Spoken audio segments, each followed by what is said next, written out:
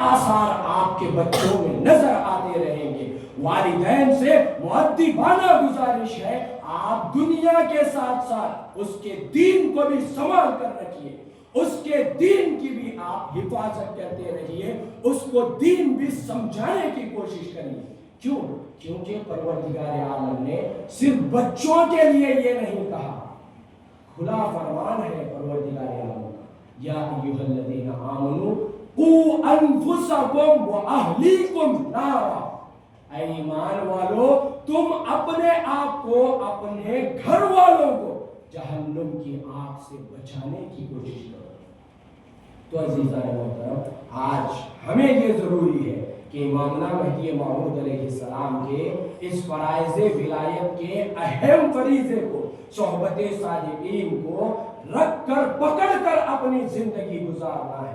آپ دیکھ لیجیے، اگر آپ کا بچہ ایماندار کے ساتھ بیٹھے گا تو وہ بھی ایماندار ہو جائے گا، آپ کا بچہ دنیا دار کے ساتھ بیٹھے گا تو اس میں بھی دنیا داری کے گن نظر آئیں گے، آپ کا بچہ کسی کاروباری کے ساتھ بیٹھے گا تو اس میں بھی کاروبار کرنے کے طریقے نظر آئیں گے، آپ کا بچہ کسی سائنسدان کے ساتھ بیٹھے گا تو اس کو بھی کچھ سمجھ میں آئے گا، آپ کا بچہ کسی ڈاکٹر کے ساتھ بیٹھے گا تو اس کو بھی تھوڑی بہت دوائیوں کے بارے میں معلوم ہوگا، آپ کا بچہ کسی نمازی کے ساتھ بیٹھے گا تو اس کو بھی نماز پڑھنے کا شوق ہوگا، آپ کا بچہ عاشق رسول کے ساتھ بیٹھے گا تو اس میں بھی عشق رسول پیدا ہوگا، آپ کا بچہ عاشق صحابہ کے ساتھ بیٹھے گا تو اس میں بھی صحابہ کا عشق پیدا ہوتا چلا جائے گا۔ اب آپ کے ہاتھ میں ہے، آپ اپنے بچوں کو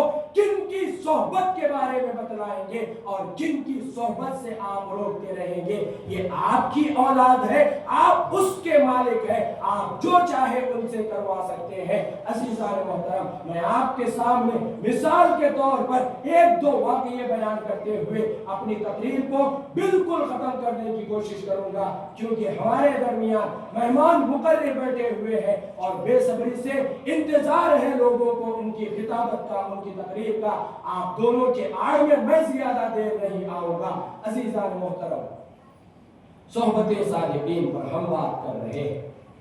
نبی کریم صلی اللہ علیہ وسلم کے زمانے میں ایک چبوترا ہوا کرتا، شاید ہو سکتا ہے آج بھی وہ موجود ہے یا پھر اس کو مٹا دیا گیا ہے، مجھے نہیں معلوم، جو جا کر آئے ہیں ان کو اچھی طریقے سے پتا ہوگا۔ اس چبوترے کا نام اصحاب صفہ بیان کیا جاتا ہے۔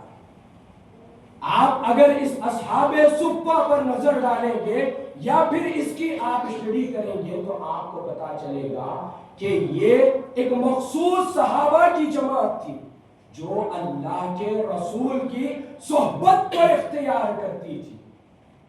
وہ اصحاب صفہ اس چبوترے پر اللہ کے رسول کے دربار میں حاضر ہو کر اللہ کے رسول کی صحبت کو اختیار کر کے علم دین حاصل کیا کرتے تھے۔ وہ اصحاب صفہ کا چبوترا آج تک بھی موجود ہے اور اسی کو صحبت صادقین کہا جاتا ہے۔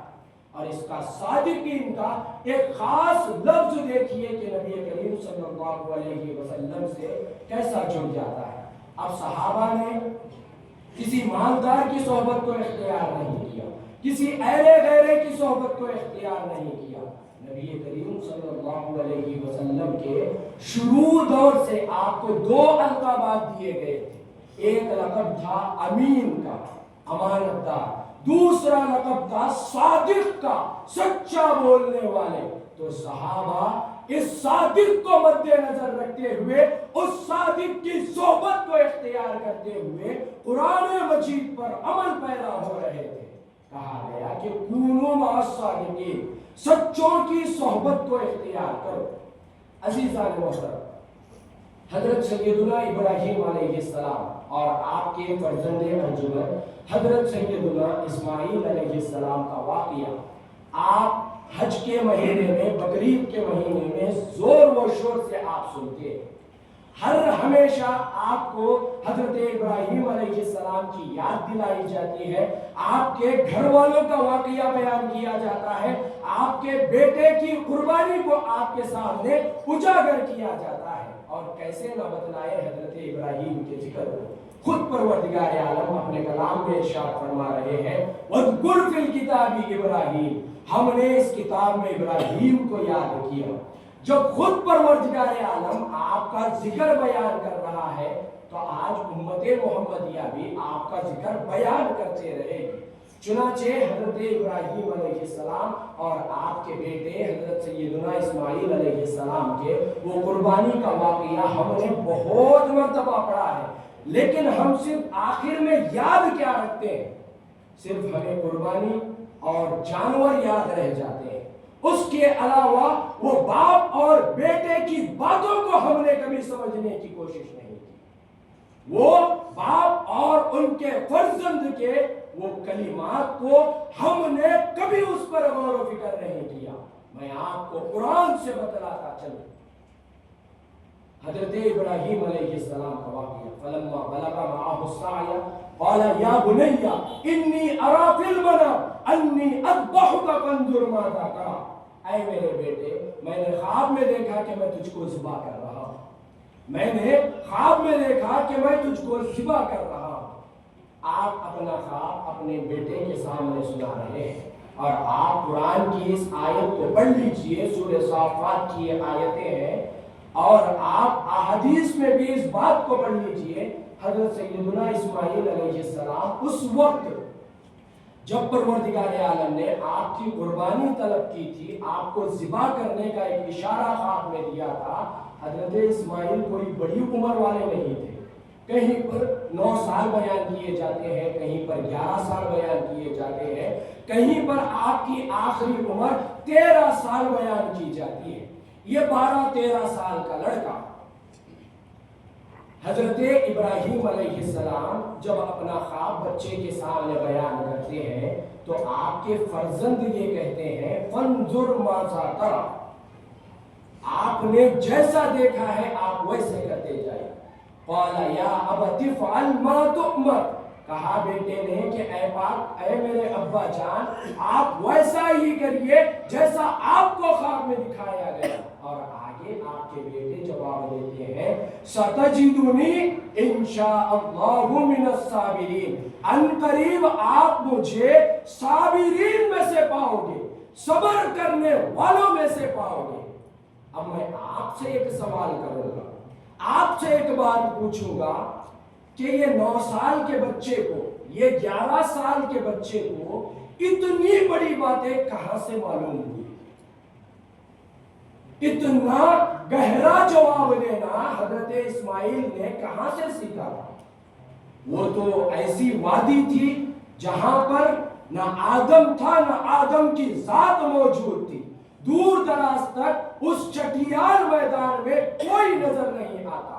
اب میرا آپ سے سوال ہے حضرت اسماعیل علیہ السلام کو یہ فرما برداری، یہ احکام خداوندی کس نے سکھایا تھا؟ کیا حضرت اسماعیل علیہ السلام نے اس زمانے میں کوئی مدرسے میں داخلہ لیا تھا؟ کوئی مدرسہ موجود نہیں تھا۔ یا کوئی مکتب میں آپ نے داخلہ لیا تھا؟ کوئی مکتب موجود نہیں تھا۔ یا پھر آپ کسی کے پاس پڑھنے کے لیے جاتے؟ نہیں، ہرگز آپ کسی کے پاس نہ پڑھنے گئے، نہ پڑھانے گئے، نہ سیکھنے گئے، نہ سکھانے گئے۔ اب جواب آئے گا کہ یہی تو باپ کی صحبت کا اثر تھا، یہی تو حضرت ابراہیم علیہ السلام کی صحبت کا اثر تھا۔ حضرت ابراہیم جلیل القدر نبی، جلیل القدر انبیاء میں آپ کا شمار کیا جاتا ہے۔ باپ کی صحبت کو اختیار کر کے یہ 9 سال کا بچہ، یہ 11 سال کا بچہ اتنا گہرا جواب دیتا ہے کہ اے ابا جان آپ ویسے ہی کرتے جائیے جیسا کہ آپ کو خواب میں بتلایا گیا ہے، اور آپ انشاءاللہ مجھے صبر کرنے والوں میں سے پائیں گے۔ تو میرے محترم والدین، یہ ہوتی ہے باپ کی صحبت، یہ ہوتا ہے باپ کا بیٹے کو ساتھ میں رکھ کر اس کو احکامات سکھانا، لیکن آج بڑے ہی افسوس کے ساتھ کہنا پڑتا ہے ہمارے والدین ہمارے بچوں کو کیا سکھا رہے ہیں، کون سی صحبت دے رہے ہیں، کون سا طریقہ سکھلا رہے ہیں، کون سی باتیں بیان کر رہے ہیں، یہ